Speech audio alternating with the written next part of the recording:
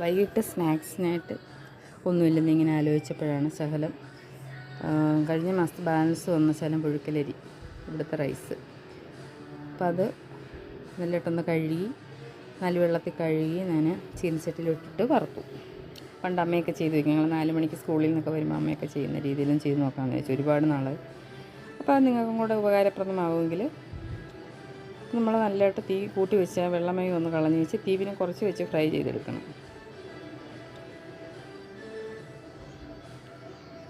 അത് മോൾക്കൊക്കെ വലിയ ഇഷ്ടമാണ്. അതിന് നല്ലതായിട്ട് ഇത് നല്ല ബ്രൗൺ നിറമാകുന്ന വരെ നല്ലതായിട്ട് വറുത്തത്. ചെറിയ അരി കൊണ്ട് പെട്ടെന്ന് അങ്ങ് റെഡിയാവും.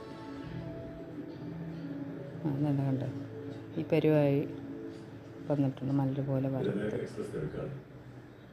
നല്ലതായിട്ട് തണുത്ത്. അപ്പോൾ ചെറിയ ചൂടോടെ ഇരിക്കുമ്പോൾ തന്നെ ശകലം ഉപ്പ് അതിലേക്ക്, ഉപ്പ് നീര്, ഞാൻ പൊടിയുപ്പ് ശകലം വെള്ളത്തിൽ ഒഴിച്ചിട്ടിട്ടുണ്ടായിരുന്നു. അപ്പോൾ അതിൻ്റെ ഉപ്പും നീര് ശകലം ലൈറ്റായി തളിക്കണം.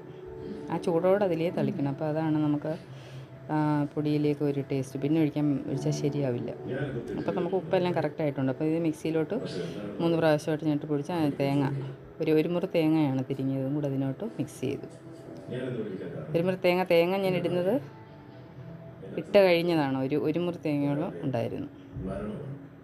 പിന്നെ കുറച്ചേറെ പഞ്ചസാര, അത് നിങ്ങളുടെ മധുരത്തിനനുസരിച്ചിടാം. ഞാൻ ഒരു 6-7 സ്പൂണുണ്ടെന്ന് തോന്നുന്നു, ചെറിയ സ്പൂൺ.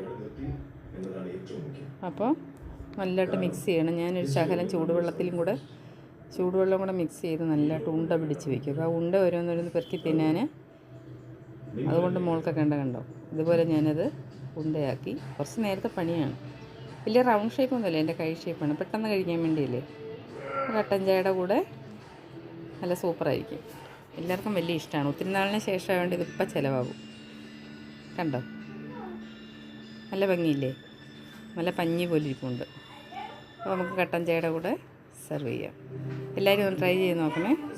ലൈക്ക് ചെയ്യണം, ഷെയർ ചെയ്യണം, സപ്പോർട്ട് ചെയ്യണം, സബ്സ്ക്രൈബ് ചെയ്യണം. Okay, thank you.